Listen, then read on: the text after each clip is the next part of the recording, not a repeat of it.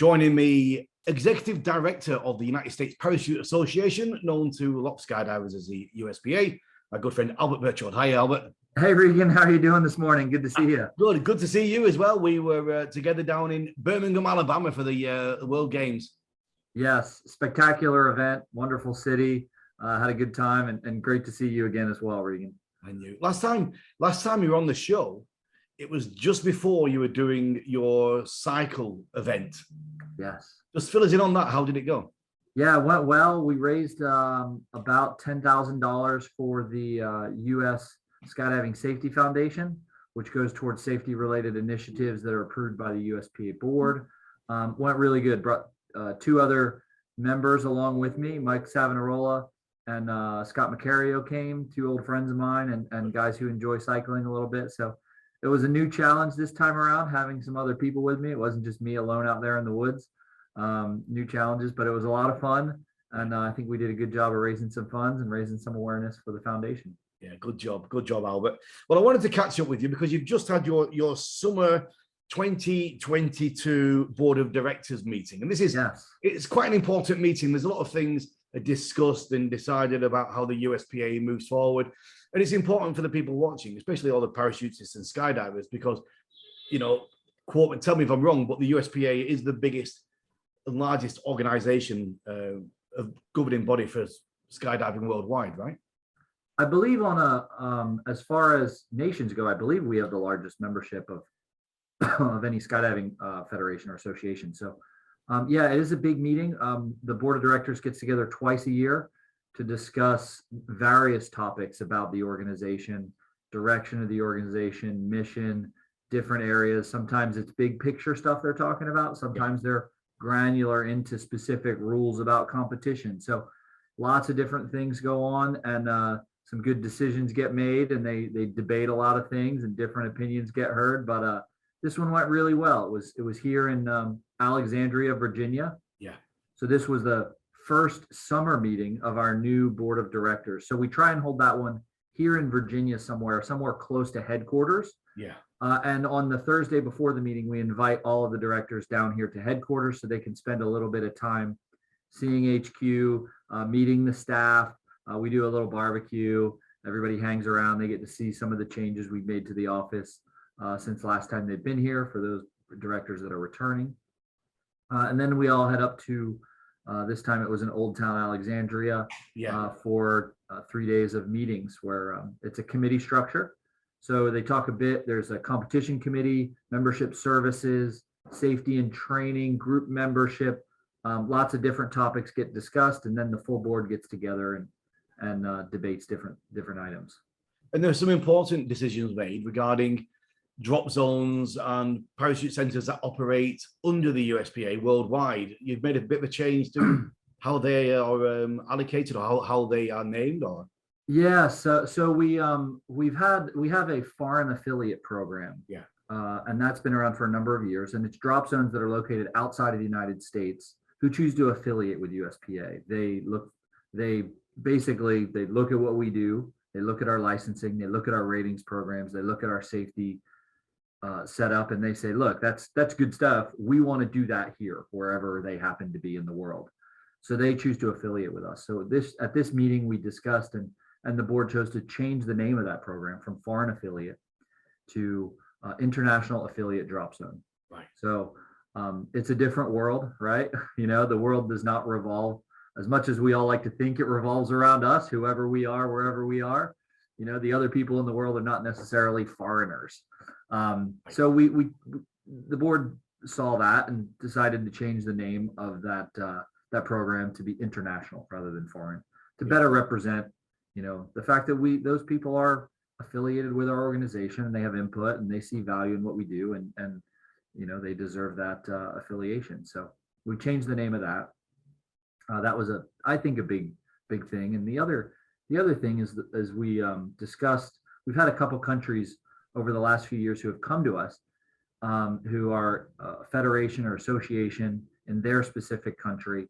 In some cases, they're the NAC. They're appointed by the FAI to govern their country and skydiving in their country, but they don't have a lot of skydiving. right? They don't have a lot of skydiving. They may not have a lot of drop zones. They don't have any rules. They don't have any licenses. They don't have any ratings programs. So they come to us and say, can you help us? Yeah. We have this authority, but we have no structure, right? So what we talked about at this board meeting was developing a program that would potentially allow those associations to affiliate with USPA. And in essence, kind of piggyback on all of what we do, right? USPA has a huge infrastructure. We have a membership database. We've got rules. We've got manuals. We've got instructor rating programs. We've got licensing systems. We have all this stuff, which takes a lot to build up, right? It's taken 75 years for USPA to get it to what it is today. So what we started looking at was, is there a way that we can somehow share that wealth of knowledge with other people in other countries who want to develop skydiving in their country, but they don't know how, and maybe they don't have the people, they don't have the education, they don't have the background we do. So is there a way we can help that happen? Yeah. So we've kind of brainstormed this idea of having this international affiliate association program that would allow them to affiliate with us, recognize USPA's licenses, utilize our instructional programs. We would work to help assist them with translating documents where needed into their language, and even assist with management of their database system and using our portals through uspa.org for membership and things like that. So helping, use our monster of an organization and things that we've developed to help build skydiving in other countries. And it's, we are a US organization, but it's a big world, right? And maybe we can help people skydive and help the sport grow in other areas as much as we can here in the US. And anything else come out of the meeting of note, which we want to be aware of? Yeah, a lot of good stuff. Lots of rule changes in the competition world. They're going to be doing some rewriting of our competition manual to keep it in line with the ISC. We'll be holding our DZO conference again in February of 2023. We took a year off because PIA Symposium was canceled 2 years ago. Yeah. So we're going to hold that again in coordination with the PIA Symposium. That's always a big hit.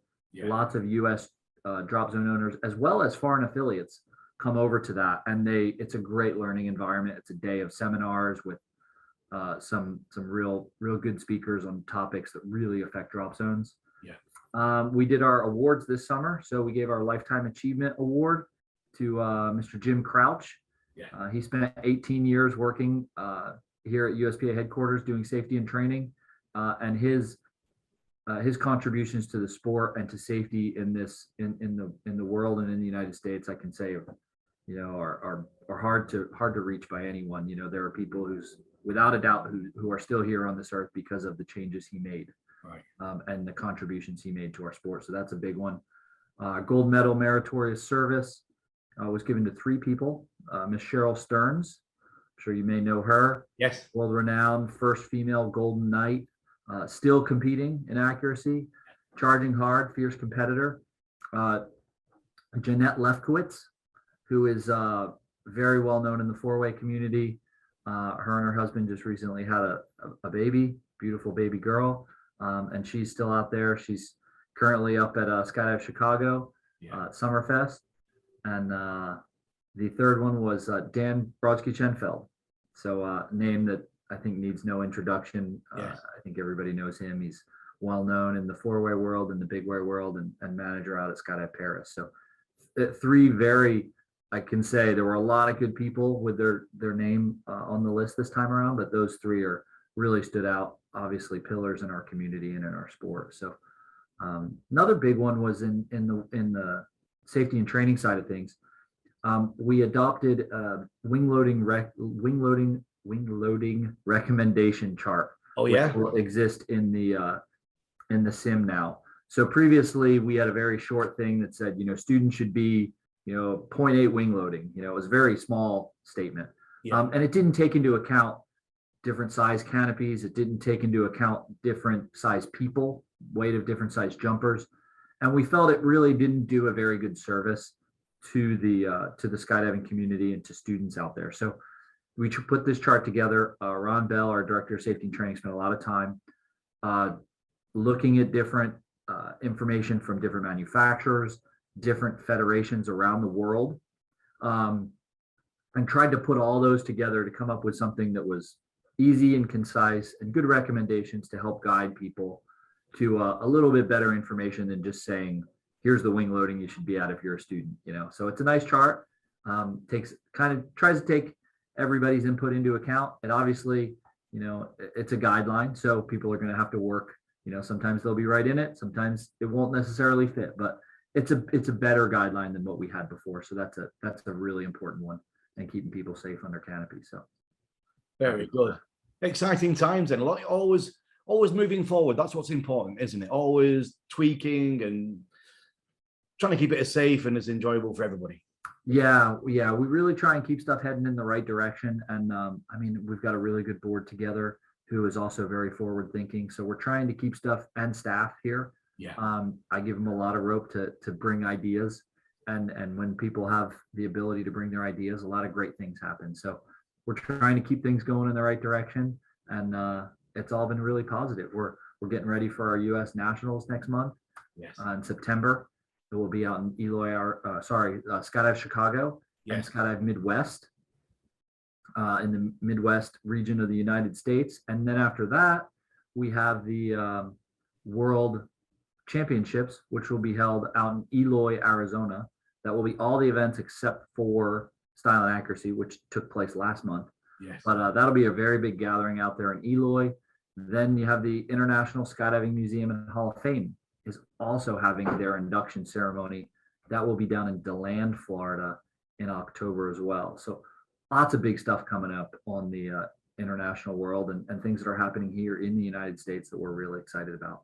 Fantastic. And you're managing to get a few jumps in yourself. I saw you were jumping down. You did a few jumps down in Birmingham, keeping the what's happening. I ended up down in Birmingham a little bit earlier than I planned on. Last minute, they ended up needing somebody to come in and help with some of the course building and stuff like that. So Mary Lou, the meet director for the event, called me up and said, "Hey, can you come down and help?" And I said, "Sure thing. It's for the World Games. We got to put on a good show." Yeah, I'm there. And she called me, and the very next day I was on a plane to Birmingham, and I was swimming around in that pond, which with the weather down there, it was 100 plus degrees. The pond actually was probably the most comfortable place to be. Yeah. And I made some jumps. I'd been jumping before that. And I was also there as a wind evaluator. So I had the opportunity to jump on that amazing pond, which was really spectacular, very unique, once in a lifetime environment to jump in. One being the World Games, and two, the location was very, very unique. Coming through a set of trees on the approach into the pond was a pretty cool visuals. And it was just temporary. It's not there. They've taken it away now, have they? Because it was built above the ground. They have. It was at Barber Motorsports Parkway, which is a really cool racetrack. They've got Porsches, motorcycles, all kinds of stuff, driving schools there. So a really cool racetrack. And they actually built it in a parking lot of the racetrack, which they have an amazing horticulture program there at the racetrack. They've got horticulturalists on site, grass, beautiful grass everywhere, plants, trees. When we went there for the site visit over a year ago, we're walking around and the guy's like, "Oh, this tree is this." Like, it's not just naturally, like they've put in everything they want there to make these grounds absolutely beautiful. And I haven't heard whether or not they actually removed it, but I know the intention was after this event was over that they would turn that back into a parking lot and remove the pond. I heard a whisper that the people in charge were quite impressed, and there were a little few rumors about maybe something in the future, maybe some parachuting events there. We'll see, eh? Maybe so. It was, it was a really great venue. I think all the competitors definitely loved it, right? It was a beautiful space. I think everybody who was working with the organizing, it was hard work because it was bringing a skydiving event to a venue. Anytime you're going into a public venue like that, where you're not doing the event on an airport, the complexity level just goes up. But I think everybody involved really rose to the occasion and put on a great show for the people of Birmingham and the world that was watching. And I think it was a wonderful show of our sport.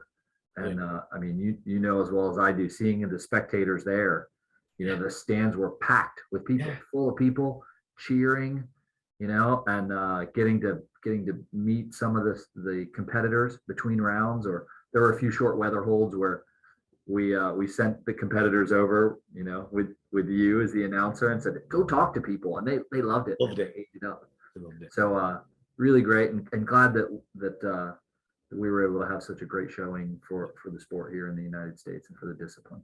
So for any new skydivers watching right now, we've got the executive director of the USPA here. Is there anything they can do to get involved with the organization, Albert, or is it just that you just keep skydiving, enjoy your jumps, pay membership? Or is there any kind of way, any program for them to be involved with what you do, or is it not necessary? I don't know. Well, if you're in the United States and you're interested in skydiving, you can go to uspa.org and find information on the sport of skydiving. There is a, you know, how to get started in skydiving. There's a section in there that has a drop zone locator. Yeah. So you can find the drop zone closest to you. It'll talk about what sort of services each one of those drop zones have. Do they just do tandems? Do they do tandem and AFF? Do they have trailers there? Do they have places to stay? It talks about some of the amenities at the drop zones. And also, if you sign up for the organization, we do have a newsletter program that will feed additional information. So we have a new member email that we'll send out that will give them information about skydiving. Yeah. We have an A license. So when you get to your A license, we send them an email that gives them information about what they may want to do with their new license. Hey, now you can go almost anywhere you want in the world. You have a USPA A license, which is recognized pretty much around the world, obviously everywhere in the United States and at all crew member drop zones, but almost anywhere in the world. Yeah. So good stuff. But get out there, go skydiving. If you're thinking about doing it, stop thinking and go do it. Good to catch up with you, my friend. Good to hear what's happening. Good to see you too again, Regan. And I'm sure we'll see you again soon. We will. Albert Berchtold, Executive Director of the USPA. Thanks very much. Have a great day, everybody.